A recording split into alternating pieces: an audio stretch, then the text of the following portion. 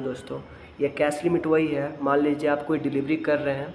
आप हमेशा जब भी डिलीवरी करते हैं दोस्तों, तो आपको कभी एक दो टाइप का पेमेंट का ऑप्शन आता है, एक ऑनलाइन पेमेंट, एक कैश पेमेंट। ठीक है। अब देखिए, जो मेरे अभी फ़िलहाल मैं ऑर्डर्स नहीं कर रहा हूँ, ये मेरे पिछले ऑर्डर्स हैं।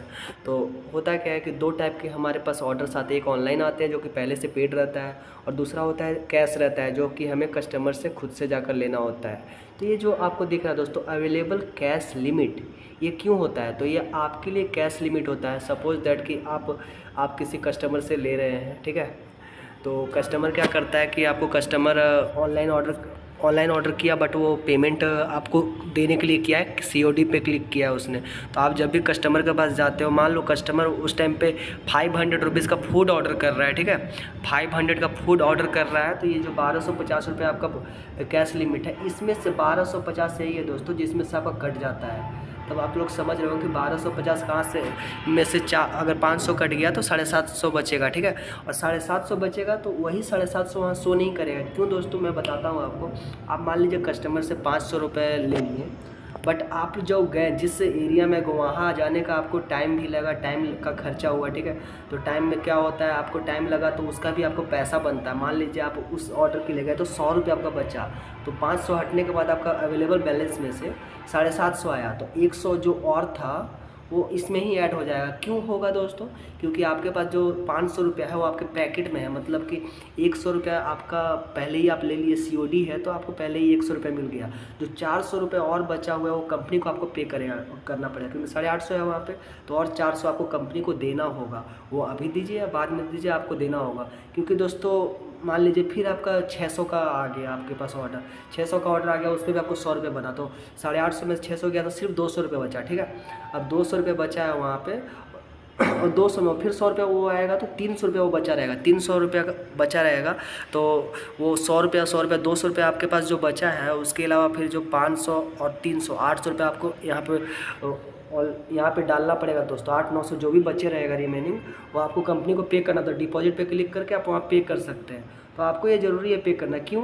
क्योंकि मान लीजिए आपके पास 300 बचा है और कोई कस्टमर ऑर्डर कर रहा है COD 400 का, ठीक है, पर आपके पास उतना लिमिट है नहीं, तो आपको वो ऑर्डर नहीं मिलेगा, वो किसी और के पास ट्रांसफ़र हो जाएगा। तो इसको मेंटेन करना ज़रूरत है। अगर आप नहीं करते तो वो किसी और के पास ट्रांसफ़र हो जाएगा, ऑर्डर आपको नहीं मिलेगा। ऑनलाइन आता है तो अलग बात है, वो आपके विड्रॉल अमाउंट में ऐड हो जाएगा। उसमें 300 मिनिमम चाहिए होता है विड्रॉ करने के लिए, आप कभी भी विड्रॉ कर सकते हैं।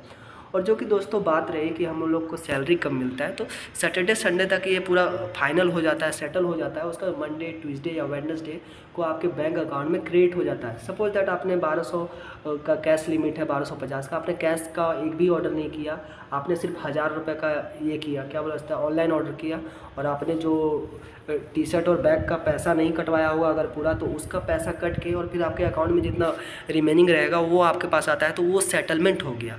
उस टाइप से सेटलमेंट होता है। या फिर मान लीजिए आपने यहाँ से 400 रुपये आपने, मतलब मान लो आपको 500 का ऑर्डर आया और आपने 500 अपने पास रखा हुआ है, और यहाँ पे आपका कितना दिख रहा है, 750 और 100 आपका अर्निंग, मतलब 800।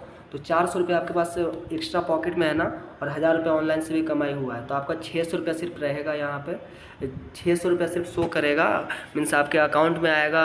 कितना आएगा? मान लीजिए 1000 रुपया उधर से था, तो आपका जो ऑनलाइन वाला ट्रांजेक्शन है 400 रुपया, वो आपका कैश लिमिट में जोड़ा जाएगा और 600 रुपया आपके अकाउंट में आएगा।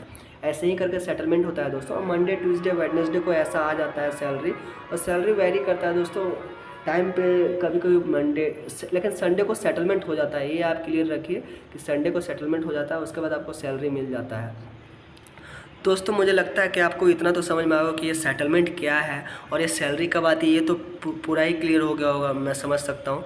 पर ये याद रखिए दोस्तों, इसमें आप अगर गिग्स कैंसिल करते हो उसका पैसे भी कटते हैं।